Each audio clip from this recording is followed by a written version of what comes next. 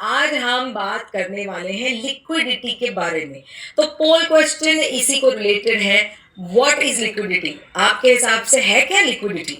इसके बारे में हम बात क्यों कर रहे हैं? ये इकोनॉमिक टर्म है, बहुत बड़ा टर्म है जो कि फाइनेंस में हर जगह यूज होता है। So what is liquidity? Is it a form of liquid और is it cash in hand? Is it a form of liquid और is it cash in hand? आपके हिसाब से ये है क्या चीज liquidity? A form of liquid और कैश इन हैंड? लिक्विडिटी का जवाब आपको हमें इन दोनों ऑप्शंस में से किसी एक ऑप्शन चूज कर कर आपको हमें बताना है। अच्छा, ये तो बस अब मुझे लगता है ये हमसे मजाक कर रहे हैं। What is liquidity? A form of liquid करके ज्यादातर आंसर आए हैं। Okay, it is, Pankaj ji भी हंस रहे हैं। पंकज जी, शायद आप ही ने इसका जवाब दिया है। लिक्विडिटी का आंसर है it is cash in hand. Rahul ji, हमें बताइए आगे इसके बारे में।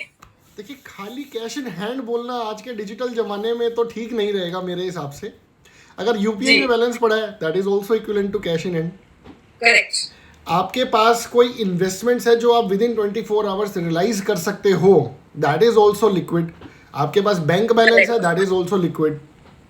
करेक्ट। ठीक है जी। तो खाली कैश इन हैंड को लिक्विड बोलना will not be right. The investments या the money which is lying from where you can realise it in the next 24 hours, जो आप अगले 24 घंटे में कभी भी रियलाइज कर सकते हो। मेरे बैंक में पैसा पड़ा है, मैं चेक भरूंगा और निकाल लाऊंगा।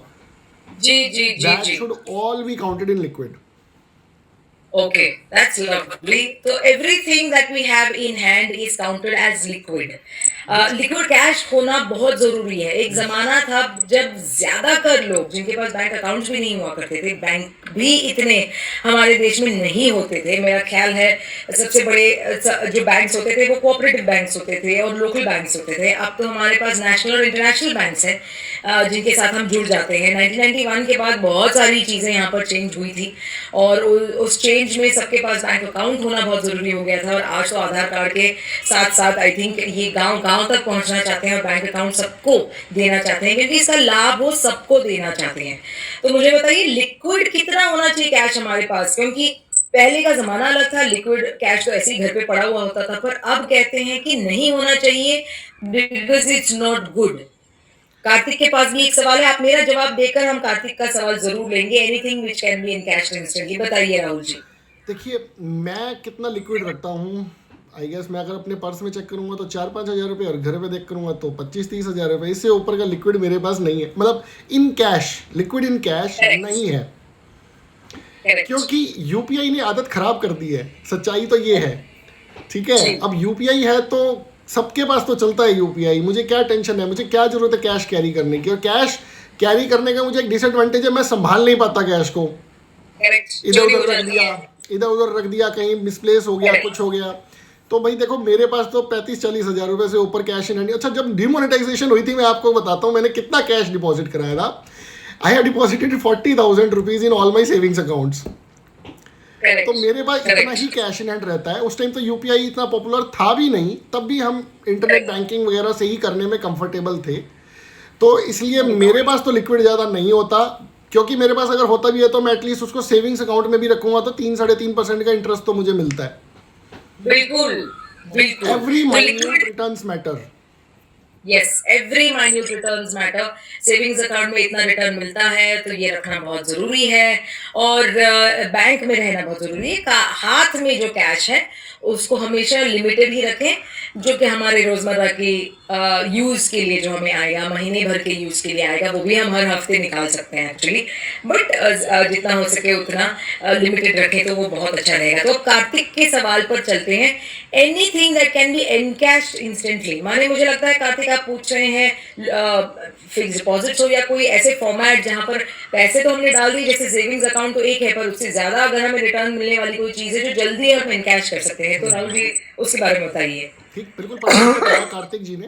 वही कहना था, अगर आप 24 आवर्स में किसी चीज को रियलाइज कर सकते हो विद एक्यूरेसी के साथ कि हाँ 24 घंटे में मटेरियलाइज हो सकता है, ठीक है। बैंक हॉलीडेज आ रही है, दैट इज इररिलेवेंट, वो तो अगले दिन हो जाएगा, वो कोई इशू नहीं है। उसको मैं 24 वर्किंग आवर्स में मैं बोलता हूँ।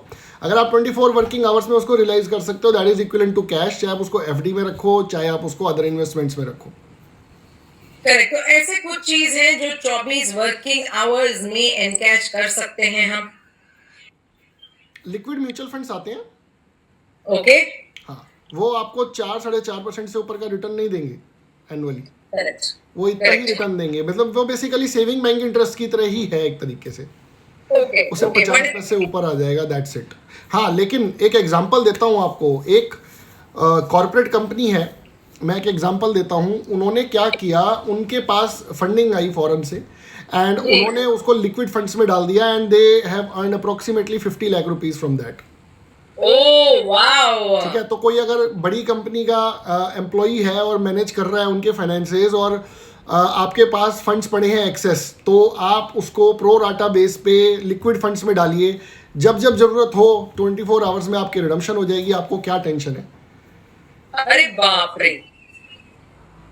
और तो ये लीगल है, ये मतलब ये ठीक लीगल है है, ये ऐसे चलना। टोटली लीगल मैडम, 100% लीगल है। चलो बहुत अच्छी बात है। बहुत बहुत अच्छी बात कही है आपने। तो फिर ऐसे भी कुछ चीज करते हैं, मतलब ये रेगुलर इंसान भी इसके इनके साथ डील कर सकते हैं, इस कॉर्पोरेट कंपनी के हाँ, साथ। नहीं नहीं, इट्स लाइक म्यूचुअल फंड्स, ये सिंपल म्यूचुअल फंड्स ही हैं। Okay. Mutual funds are of 3 types: liquid, debt and equity. Correct. हम इक्विटी की बात कर चुके हैं, शायद डेट की बात अभी हमने नहीं किया, लेकिन हाँ, लिक्विड, लिक्विड के अंदर हमें 24 आवर्स के अंदर हमारा पैसा वापस आ जाता है। हर कंपनी का लिक्विड फंड है, आप चेक करिए। बहुत खूब, बहुत खूब। तो ये काफी मानी तरीके हैं जहां पर आप अगर अपने पास पैसा नहीं रखना चाहते हैं, क्योंकि आप में एक बुरी आदत है कि पैसे रहे तो बस खर्च कर देंगे, चाहे वो दिन हो, सुबह हो, मतलब रात हो, या अगले दिन ही सुबह सुबह कुछ देख लिया तो बस अभी खरीदना है, और आपको वो नहीं करना है। आपको अपने आप को डिसिप्लिन करने के लिए आपको पूरा का पूरा पैसा लॉक करना है। तो प्लीज कीजिए, आप उसका फायदा उठाइए। इवन इफ इट इज 4.5%, वो फिर भी आपने जितना इन्वेस्ट किया उससे तो 4.5% ज्यादा ही आपको मिलेगा, मतलब उतना तो आपको मिल ही रहा है वापस। So if you want to do such things, you can always do it. जैसे कार्तिक लिख रहे हैं, फाइनेंस मैनेजर लगाना पड़ेगा लगता है। यस, राहुल जी हैं उसके लिए, तो आप राहुल जी को अप्रोच कर सकते हैं। उनका वेबसाइट CA राहुल गुप्ता है, वैसे प्रिटी सिंपल। और उनका यूट्यूब जो है वो भी CA राहुल गुप्ता है, जहाँ पर वो काफी सारे कॉन्सेप्ट समझाते हैं। यस, कॉन्सेप्ट समझने के बाद ये नहीं है कि हम अपना अपनी नौकरी छोड़कर फाइनेंस में लग जाए, वो तो कोई भी नहीं कर सकता। तो इसीलिए आपको फाइनेंस मैनेजर चाहिए, कोई जो आपके इन्वेस्टमेंट्स को देखे, समझे, समझाए। आप खुद भी कर सकते हैं, अगर आपके पास उतना बैंडविड्थ है कि मैं ये कर लूंगा, तो आप भी कर सकते हैं। पर हमेशा मार्केट के ट्रेंड्स को इतने ध्यान से परखना, जानना, ये एक्सपर्ट्स ही करते हैं, क्योंकि वो उनका काम है। तो यस, फाइनेंस मैनेजर अगर आपके पास नहीं है तो फिर हमारे पास तो राहुल जी हैं ही। तो आप जरूर राहुल जी को अप्रोच कर सकते हैं। इसी के साथ हमारा तीसरा सेगमेंट भी खत्म होता है। आज हमने लिक्विडिटी के बारे में बात की है, और लिक्विडिटी बहुत जरूरी है। और ये सिर्फ इंडिविजुअल लेवल पे नहीं, बिजनेस लेवल पे भी होते हैं। लिक्विडिटी होना चाहिए कंपनी का, वगैरह वगैरह, वो तो बहुत अलग चीजें हैं। ये आप और मैं किस हद तक इन टर्म्स को यूज कर सकते हैं रोजमर्रा की जिंदगी में, और हमारे इन्वेस्टमेंट्स को हम कितना अच्छा कर सकते हैं, इन सब टर्म्स को जानने के बाद, जानकारी बढ़ाने के बाद, उन सब चीजों के बारे में हम बात करते हैं यहाँ पर मनी की बात पर, हर ट्यूसडेज और थर्सडेज 3 बजे मेरे एनी के साथ। और साथ में आते हैं CA राहुल गुप्ता जी। अब हम स्टॉक मार्केट की ओर अगर जाएंगे तो Nifty ends around 17,600। Sensex also gains 400 points, it has ended at 59,031 if I am correct. And they are led by gainers जो है वो है ऑटो, मेटल्स, ये दोनों ने आज काफी अच्छा किया है, auto companies as well as metal companies. जो अच्छा नहीं कर पाई है वो है technology, which is IT, which has done kind of a little difficult. तो अगर हम देखें तो बाइंग देखा है auto, bank, capital, metal, pharma, oil and gas और रियल्टी में भी देखा है, पर IT और पावर स्टॉक्स थोड़ा ड्रैग कर चुकी है। तो ये रहे गेनर्स, ये रहे लूजर्स आज के स्टॉक मार्केट में। राहुल जी मुझे बताइए, आपने मुझे याद है बताया था, अगर जितना मतलब अभी बढ़ रहा है स्टॉक मार्केट हमारा, डिस्पाइट द फैक्ट कि इन्फ्लेशन है, अमेरिका ने अपने रिजर्व के मतलब अपने इंटरेस्ट रेट्स को बढ़ा दिया गया है, पैसे हमारे यहाँ मार्केट से निकाल दिया गया है, वॉर अभी चल ही रहा है जोरों शोरों से, चाइना ताइवान का भी निकल के आया था। आपने कहा था बुक कर लो अपने प्रॉफिट्स, तो क्या आप इस हफ्ते भी आज किसी के मन में अगर बुक करने की चाह है तो करना चाहिए? देखिए, मैं हमेशा से ये कहता हूँ, अगर आपको 15-16% आपका रिटर्न्स है, book your profits, start investing again that money. उसमें पैसे को निकालना नहीं है, निकाला तो खर्च कर दोगे, उसको जी री इन्वेस्ट करना है। री इन्वेस्ट एवरेज बेसिस पे करना है। जी, एवरेज बेसिस पे आपको यस रीइन्वेस्ट करना है। यस, हमेशा से एवरेज बेसिस पे उसको इन्वेस्ट करना है। आपने निकाल लिया 15-16% अपना प्रॉफिट रियलाइज करा लिया।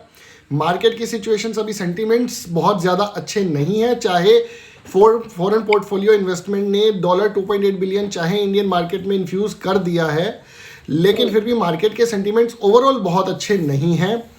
एवरेज पे चलते जाइए, एवरेज पे चलते जाओगे, हमेशा बढ़िया प्रॉफिट्स निकलेंगे। बहुत ज़्यादा के चक्कर में मैं रहता नहीं कि 22-25% रिटर्न निकाल लूँ। मेरा ये मानना है 16-17% अपनी रिटर्न्स पे आराम से निकालिए और टेंशन फ्री जीवन जिए। बहुत खूब, बहुत अच्छी बातें कही हैं राहुल जी ने, और बहुत अच्छी बातें हम हर बार करते हैं मंगलवार को और गुरुवार को, और हम इसे कहते हैं मनी की बात ऑन प्लान्स एंड प्रपोजो। हम वैसे गुरुवार को बात करने वाले हैं इन्वेस्टिंग इन वॉलेटाइल मार्केट, तो उसी पॉइंट पर अब आज हम क्लोज भी कर रहे हैं कि यस, मार्केट का उबड़ खाबड़ या ऊपर नीचे हो रहा है, पर अगर आपके रिटर्न्स, जैसे मैंने बताया है, बड़ा सिंपल है, रिटर्न्स 15-16% है, तो फिर आप डेफिनेटली उसको बुक कर सकते हैं, पर री इन्वेस्ट करने के लिए, ना कि बस निकाल ले और अपना कुछ कर ले। जितना ज़्यादा हो सके उतना इन्वेस्टेड रहें, वो बहुत अच्छा रहेगा। और इसी के बारे में क्योंकि चेंज हो रही हैं, सेंटिमेंट चेंज हो रहा है मार्केट का भी, दुनिया में भी, इन्फ्लेशन की वजह से, वॉर की वजह से, तो कैसे इन्वेस्ट करें, क्या चॉइसेस करें, कौन से कंपनी के पीछे जाएं, क्यों जाएं, क्या क्या टूल्स है इन्वेस्ट करने के लिए, या वो म्यूचुअल फंड हो, या वो इक्विटी डेट, मतलब हर किस्म के म्यूचुअल फंड्स हो, या फिर हमने इंट्रा करना चाहिए, ये जो भी बातें हैं हम करेंगे थर्सडे को, जिसका थीम है, मेन थीम है इन्वेस्टिंग इन वॉलेटाइल मार्केट। आज के लिए बहुत बहुत शुक्रिया राहुल जी।